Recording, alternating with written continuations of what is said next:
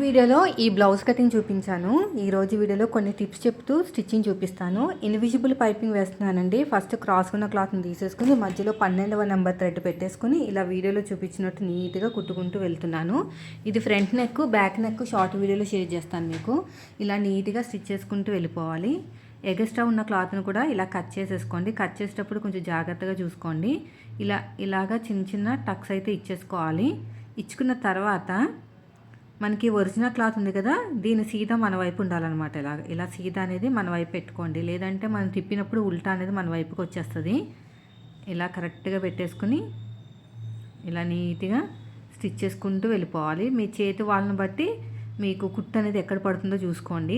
ఎందుకంటే నేను ఇక్కడ అడ్జస్ట్మెంట్ చేశానని చాలాసార్లు చెప్తూ ఉంటాను. నార్మల్ పాదం థ్రెడ్ పైపింగ్ వేయాలంటే సూదిని పక్కకి జరపాలన్నమాట ఒక పాదం వైపుకి. మళ్ళీ సెకండ్ పాదం దగ్గర ఉన్నది స్పేస్ వస్తుంది, అక్కడ థ్రెడ్ అనేది పడుతుంది. మీకు తెలియకపోతే నేను మళ్ళీ నెక్స్ట్ వీడియోలో షేర్ చేస్తాను. ఇలా చిన్న చిన్న టక్స్ ఇచ్చేసుకుని ఇలా నీట్గా కుట్టుకుంటూ వెళ్ళిపోండి. ఇలా మొత్తం కూడా ఎగస్ట్రా ఉన్న క్లాత్ని కట్ చేసేయండి. థ్రెడ్ పక్కనే కుట్టుపడాలి. ఇలా మొత్తం కూడా ఇలా థ్రెడ్ పక్కనే కుట్టు పడుతూ వేసుకోండి ఇలాగా నీట్గా.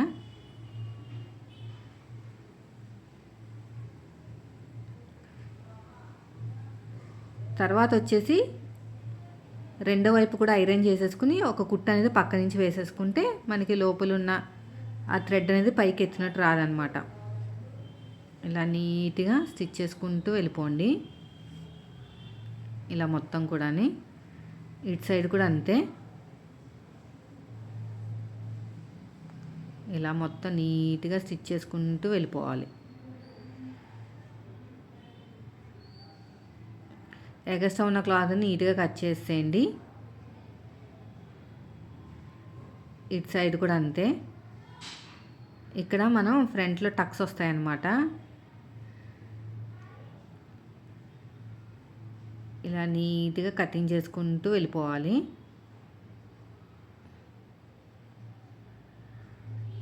ఇప్పుడు డాట్స్ ఎలా వేసుకోవాలో చూపిస్తాను. ఇక్కడ ఐరన్ చేసేసుకోండి చక్కగా. ఇక్కడ డాట్, మెయిన్ డాట్ షోల్డర్కి తిన్నగా వేసేసుకోండి. తర్వాత ఉక్సు పట్టి, కాజా పట్టి దగ్గర ఉన్న డాటు ఇలా పట్టేసుకుని, ఉక్సు పట్టి, కాజా పట్టి దగ్గర ఉన్న డాటు తర్వాత మెయిన్ డాట్ను పట్టేసుకుని చంక వైపుకి, ఇలా మెయిన్ డాట్ను పట్టేసుకుని చంక వైపుకి ఇలాగా అయిపోయిందండి ఇది కూడా. తర్వాత వచ్చేసి షేప్ బెల్ట్, రెండోది కూడా అలాగే కుట్టేసుకోండి. షేప్ బెల్ట్ ఏ షేప్ అయితే మీకు ఉక్సు పట్టి, కాజా పట్టి వైపుకి వెళ్తుందో ఆ షేప్ అనేది పాదం వైపు పెట్టేయండి. ఈ ఎగస్ట్రా ఉన్న క్లాత్ను కూడా నీట్గా కట్ చేసేయండి. ఇలా ఓపెన్ చేసేసుకుని లైనింగ్ మీద కుట్టు పడేటట్టు కుట్టు వేసుకోవాలి. మళ్ళీ క్లోజ్ చేసుకుని ఇంకో స్టిచ్ వేసేసుకోండి.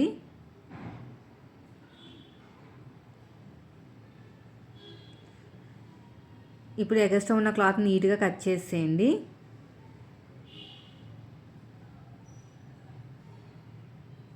ఇలా ఎగస్ట్రా ఉన్న క్లాత్ నీట్గా కట్ చేసేయండి. తర్వాత రెండో షేప్ బెల్ట్ కూడా అంతే. ఏ షేప్ అయితే సైడ్ జాయింట్ వైపుకి వెళ్తుందో ఆ షేప్ అనేది పాదం వైపు పెట్టేసుకోండి. ఇలాగా స్ట్రెయిట్గా కుట్టుకుంటూ వెళ్ళిపోండి. ఎగస్ట్రా ఉన్న క్లాత్ను కూడా నీట్గా కట్ చేసేయండి. ఇలా ఓపెన్ చేసేసుకుని ఒక టాప్ స్టిచ్ వేసేసుకోండి. మళ్ళీ క్లోజ్ చేసుకుని ఇంకో కుట్టు వేసేసుకోవాలి. ఇలాగా ఎగస్ట్రా ఉన్న క్లాత్ నీట్గా కట్ చేసేయండి. ఇక్కడ కూడా అంతే,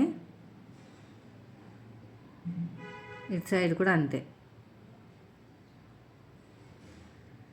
ఇప్పుడు వచ్చేసి కరెక్ట్గా ఇలా పెట్టేసుకోండి. ఇలా పెట్టేసుకుని రఫ్ ఇచ్చేసేయండి.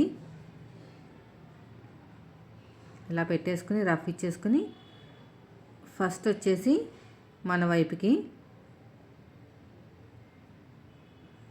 ఇలా కుట్టుకుంటూ వెళ్ళిపోండి. మళ్ళీ ఇలా ఓపెన్ చేసేసుకుని ఇలాగ ఇన్విజిబుల్ షేప్ బెల్ట్ అనమాట. ఇలా పట్టేసుకొని ఇలా క్లోజ్ చేసుకుంటూ వెళ్ళిపోతే ఇన్విజిబుల్ షేప్ బెల్ట్ అనేది వచ్చేస్తుంది. ఇలా నీట్గా క్లోజ్ చేసుకుంటూ వెళ్ళిపోవాలి మొత్తం కూడా.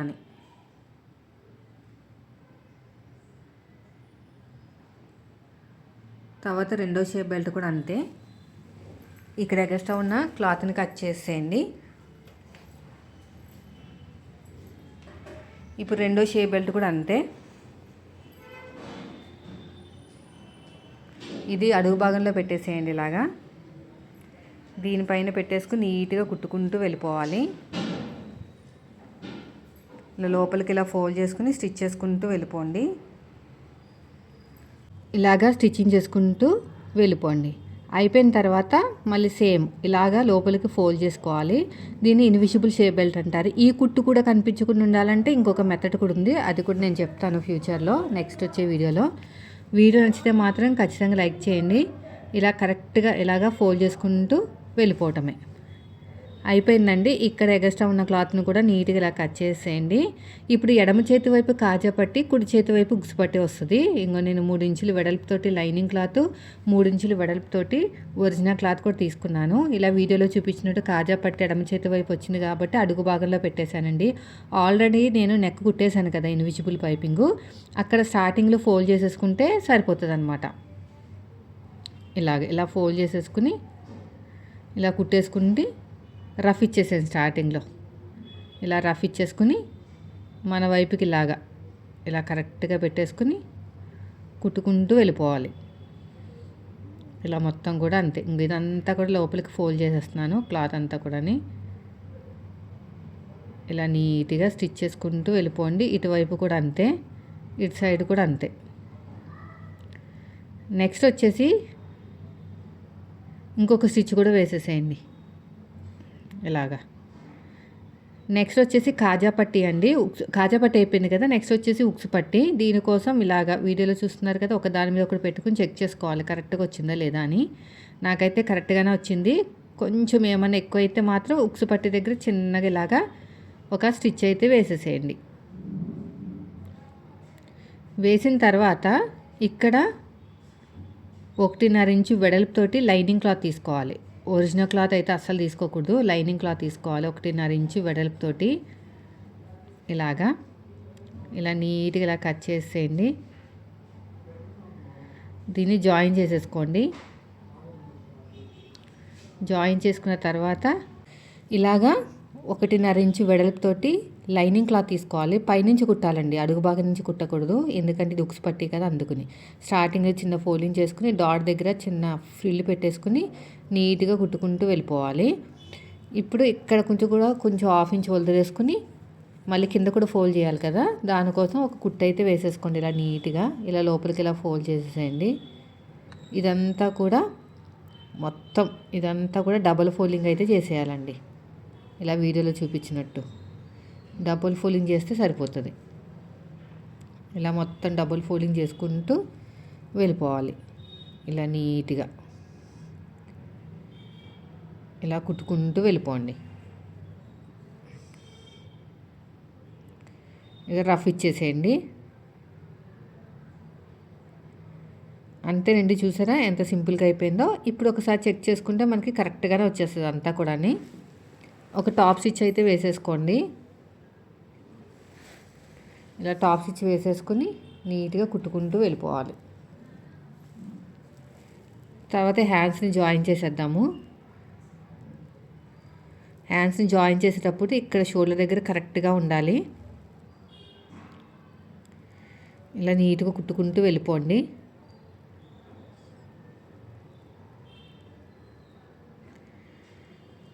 ఎగస్ట్రా ఉన్న థ్రెడ్ని కూడా కట్ చేసుకోండి. థ్రెడ్ని అయితే థ్రెడ్, క్లాత్ అయితే క్లాత్. ఇప్పుడు మనం హ్యాండ్స్ని జాయిన్ చేసేద్దాం. ఇలా కరెక్ట్గా జాయిన్ చేసుకుంటూ వెళ్ళిపోవటమే. ఇలా మిడిలోకి చిన్న టక్ ఇచ్చేసేయండి. ఇలా కుట్టుకుంటూ వెళ్ళిపోండి. మళ్ళీ ఉల్టా తిప్పేసుకోండి. ఇలా ఉల్టా తిప్పేసుకుని మళ్ళీ ఇటు సైడ్ కూడా అంతే.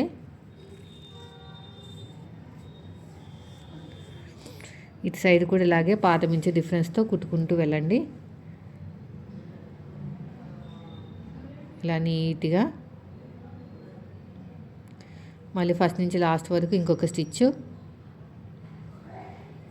ఇలా ఫస్ట్ నుంచి లాస్ట్ వరకు ఇంకొక stitch.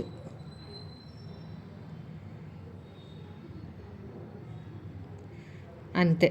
Hand loose, arm loose, నడుము లూజు ఈ మూడింటిని కలుపుకుంటూ వెళ్ళిపోతే సైడ్ జాయింట్ అనేది పర్ఫెక్ట్గా వచ్చేస్తుంది. ఇక్కడ కూడా చూడండి, ఇలా కరెక్ట్గా పెట్టేసుకోండి. ఇలాగా రఫ్ ఇచ్చేసేయండి. ఫస్ట్ వచ్చేసి ఇలా నీట్గా స్టిచ్ చేసుకుంటూ వెళ్ళిపోండి. మళ్ళీ ఇలా ఉల్టా తిప్పేసుకుని మళ్ళీ ఇంకొక స్టిచ్ అయితే వేసేసేయండి. ఇలా ఫస్ట్ నుంచి లాస్ట్ వరకు మళ్ళీ ఇంకో కుట్టు ఇలాగా.